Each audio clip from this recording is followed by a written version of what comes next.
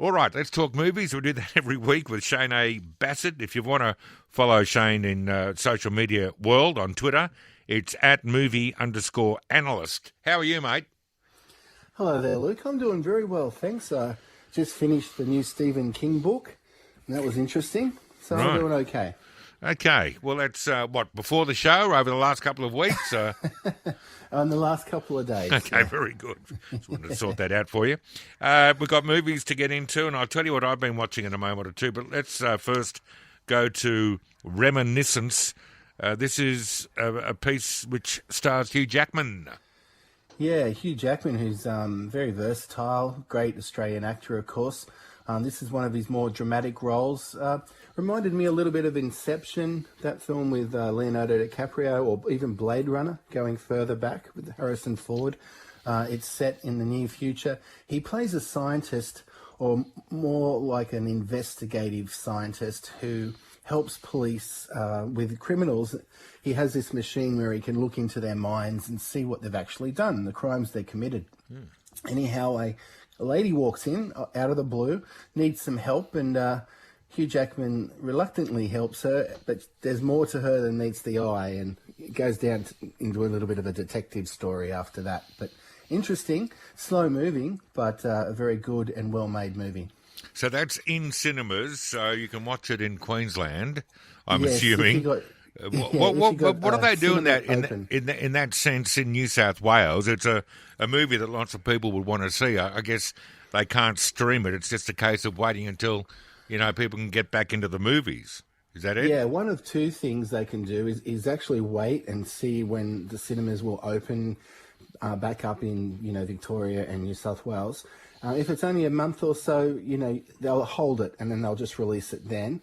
But if not, they'll fast track it to streaming. So they've done that with a few other movies recently, where after about a 4 or 5 week period, if cinemas are still not open, they'll fast track it to a streaming service or to rent for maybe $30 or $25. Ah, right, yeah. So well, you we can all still know watch it, about the 1 week short lockdown that really starts to hurt in the third week. I don't imagine they should wait for anyone to open up. Tell me about The Night House. Night House would be the movie of the week. I really, really enjoyed it. It's only a little small thriller, but it builds and builds and builds to such a big crescendo. It follows this lady who's recently widowed.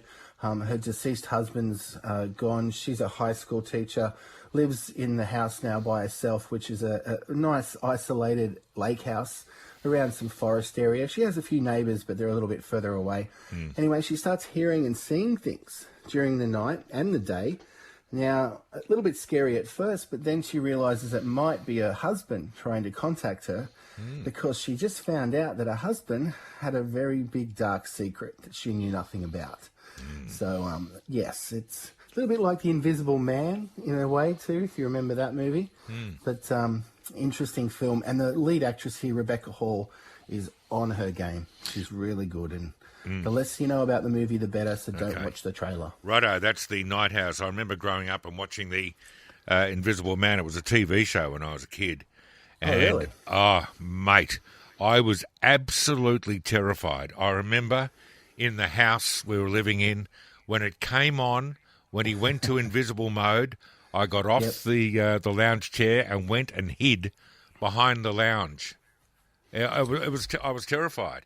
I've seen a few versions of the movie. Yeah. Well, I was probably 6 or 7 at the time. Anyway, it terrified me so much that I had my 21st birthday behind that lounge chair.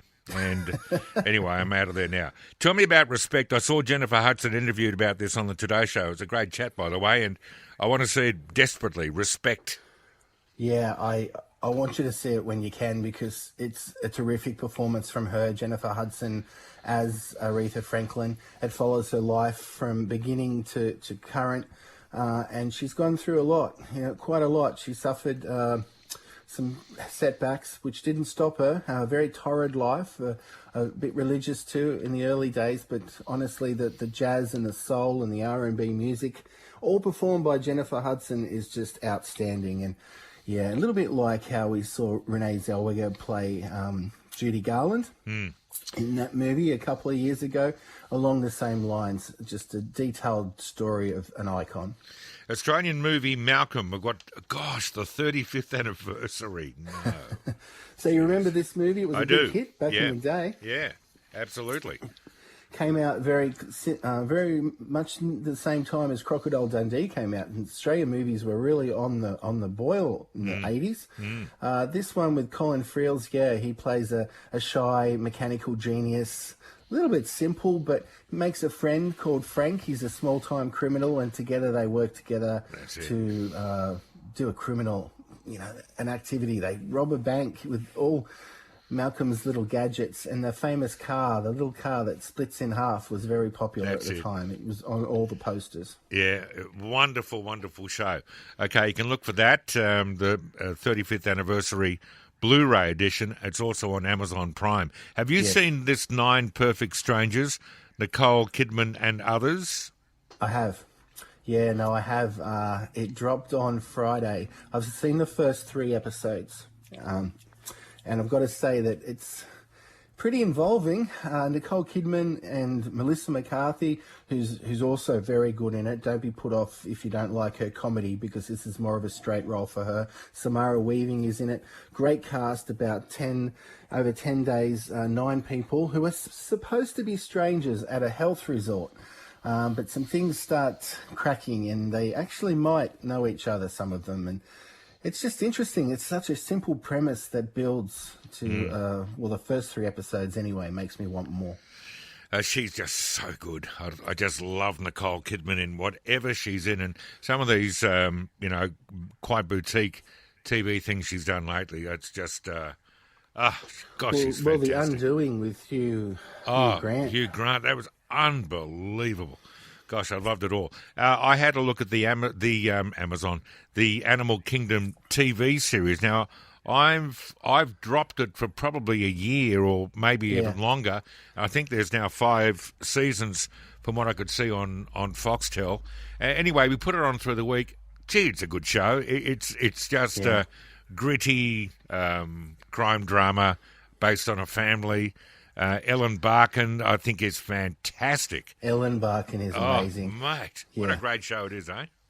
She plays the role that made Jackie Weaver a star over in the US, of course. True. In the 2010 Australian movie. I'm really surprised, Luke, that it's made 5 seasons already, because it's a great show, but they seem to stretch it out into these incredible stories, and I haven't caught up with a new season yet, but I trust your recommendation, so I'll get on it. I think you should. All right, mate, have a wonderful week. Thanks so much, Shane. Always a delight to talk to you early on a Sunday morning. Shane A. Bassett at movie_analyst.